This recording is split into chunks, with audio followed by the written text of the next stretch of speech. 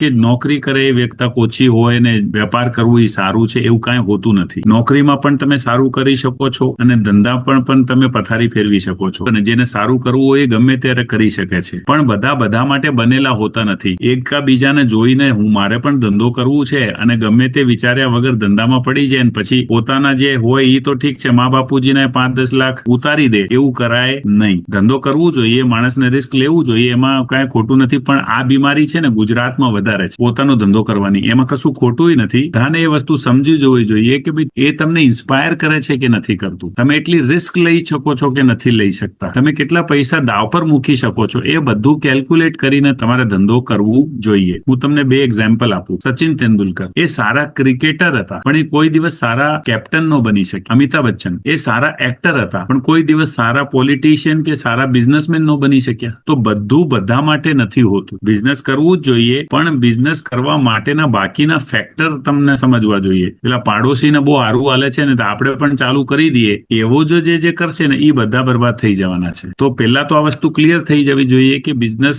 કરવું અથવા તો જોબ કરવું એમાં કાંઈ ખરાબ નથી. જોબ એ ખરાબ નથી, બિઝનેસ એ ખરાબ નથી.